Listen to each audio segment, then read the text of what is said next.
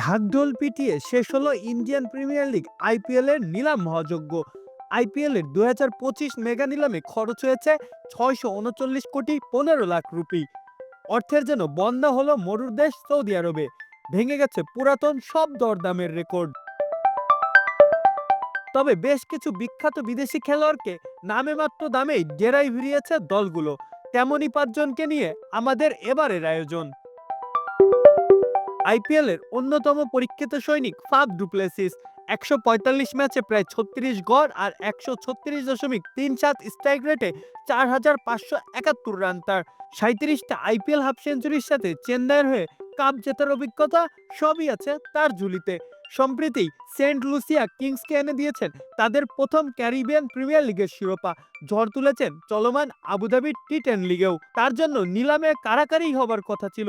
লেবুর সুঘ্রাণ আরো বেশি, ত্বকের যত্ন আরো বেশি, চলে আরো বেশি। আপনার পকেটে কি বিদেশি না বাংলাদেশি? কিন্তু ভিত্তিমূল্য 2 কোটি রুপিতেই তাকে দলে ভিড়িয়েছে দিল্লি ক্যাপিটালস। অনেকে হয়তো তার বয়স বিবেচনায় নিয়েই তরুণদের উপরে বিনিয়োগে গুরুত্ব দিয়েছে। 2023 আইপিএল এর সব থেকে দামি খেলোয়াড় ছিলেন স্যাম কারেন। তবে এবার মাত্র 2,40,00,000 রুপিতে তাকে দলে ভিড়িয়েছে চেন্নাই সুপার কিংস। 26 বছর বয়সী ইংলিশ অলরাউন্ডারকে এত কম দামে বিক্রি হতে দেখে হতবাক অনেক ক্রিকেট প্রেমী। তবে সাম্প্রতিক অধারাবাহিক পারফরমেন্স আর বাজেটের টানপোড়েনে এবার অল্পতেই তুষ্ট থাকতে হচ্ছে তাকে। কিউই গতিদানব লকি ফার্গুসন বিক্রি হয়েছেন মাত্র 2 কোটি রুপিতে। গতি, বাউন্স, ইয়র্কার সবকিছুতেই পটু তিনি। পাঞ্জাব কিংস খুব সস্তাতেই তাকে পেয়ে গেছেন বলেই ভাবছে অনেকে। তবে তার কন্ডিশন আর ফিটনেস দুর্বলতার দিকে নজর দিয়েই হয়তো তার প্রতি তেমন আগ্রহী হয়নি দলগুলো। নিলামে কম দামে বিক্রি হওয়া আরো এক বড় নাম এইডেন মাকরাম। মাত্র 2 কোটি রুপিতে এই সাউথ আফ্রিকান অলরাউন্ডারকে দলে ভিড়িয়েছে লখনৌ সুপার জায়ান্টস। মিডল অর্ডারে দায়িত্বশীল ব্যাটিং বা দক্ষ নেতৃত্ব দুই গুণই আছে তার মাঝে।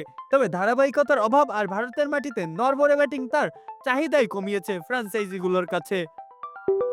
বিধ্বংসী ব্যাটিং এর জন্য বিখ্যাত রবমান পাওয়ালও পাননি প্রত্যাশা অনুযায়ী রুপি। মাত্র 1.5 কোটি রুপিতেই তাকে দলে ভিড়িয়েছে Kolkata knight riders. Power hitting এর জন্য বেশ সুনাম থাকলেও ধারাবাহিকতার অভাব তাকে আকর্ষিত করতে পারেনি দলগুলোর কাছে। মাহফুজা আহমেদ, খেলা 71।